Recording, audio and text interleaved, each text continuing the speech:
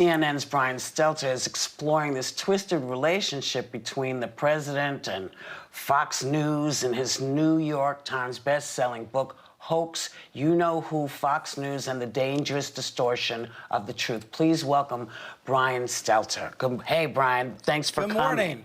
Thank you. So he did this town hall on ABC last night. I just wanted to ask you, what do you think he was doing? Why do you think he did it? He went outside the Fox News bubble, and I'm glad he did. It was incredible to hear these voters. I spoke with 3 of the voters afterwards. They were all mad because they feel like Trump didn't answer their questions, but at least they had a chance to try. I think Trump is, once in a while, trying to appeal outside the Fox base. But look, Whoopi, at the end of the day, this is about the Foxification of America. He believes he needs Fox to win, and that's why he started the day by calling into Fox and Friends. So, Brian, Brian. So Fox News and Trump, they love to criticize stories that have, like, anonymous sources, even though it's exactly what brought down Richard Nixon. But you say, I like this part of your book, you say that Trump is Hannity's #1 anonymous source. So what's the biggest danger this country faces from that? I mean, is he slipping him the information and I feel like not reporting it? That's... Yeah, I had to write this book because these guys are hypocrites. Sean Hannity is a hypocrite. He's blasting anonymous sources and saying journalism is dead when he uses an anonymous source in the form of President Trump. You know, the greatest hoax of all of the Trump years is that Donald Trump has convinced 1/3 of the country not to believe anything but Sean Hannity and Fox and Trump. That is the greatest hoax of all. And frankly, it's just sad, I think, Joy.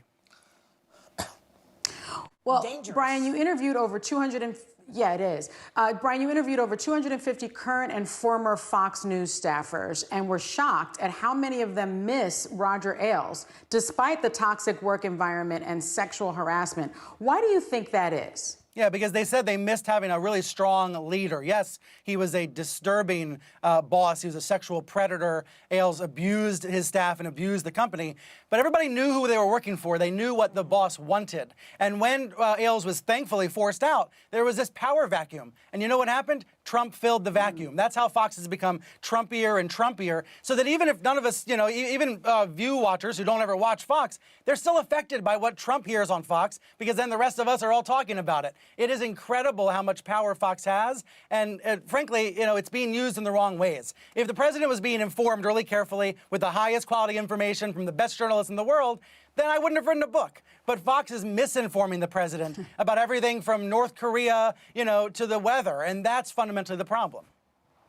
You know, Brian, we know each other, and I echo what you just said. I mean, I used to work under Roger Ailes, and he was a maniacal tyrant, but he was also a genius, and there's something incredible about working for a genius. So I guess I'm one of those cliches. Yes, like a mad genius. So you worked for CNN, obviously. You have a big show on Sunday.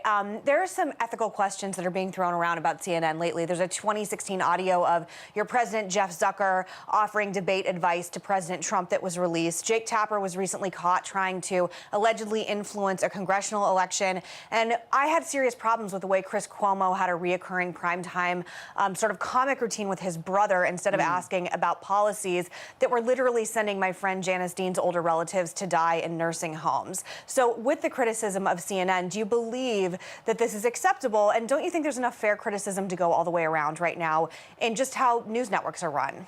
Well, first, I think you should write a book. You know, I think you've listed off all of these storylines. A lot of them, though, are cherry-picked, you know, coming from these audio tapes that Tucker Carlson's been airing. And I do have a question about this that relates to my book. You know, Michael Cohen says these audio tapes were only held by Trump, the Trump Organization, and the DOJ. So all of a sudden, they're airing on Fox News. You have to wonder if it's another example of this feedback loop that exists between Trump and Fox. But look, I'm not a spokesperson for Fox, for CNN or Fox. I'm not a spokesperson for CNN.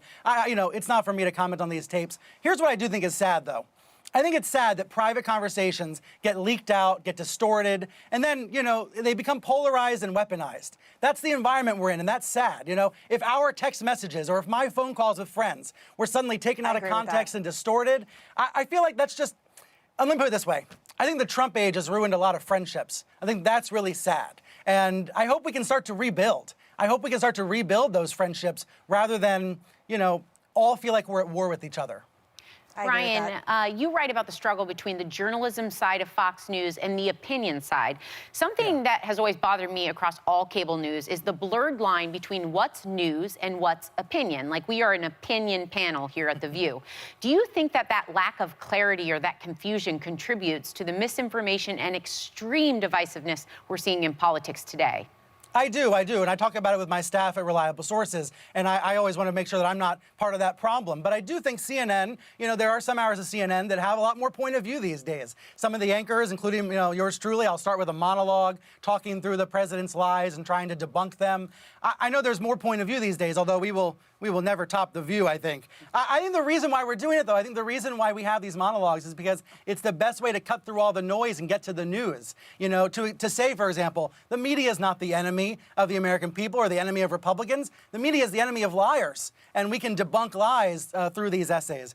But it is an issue. I do agree it's an issue that sometimes it all sounds like opinion, even though I think what we're doing is more trying to give perspective on the news, trying to defend truth and decency and democracy, which frankly wasn't as necessary 5 years ago as it is today. True that. Thanks to you, Brian Stelter. Your book, Hoax, is out right now. It's quite wonderful. I'd pick it up if I were y'all.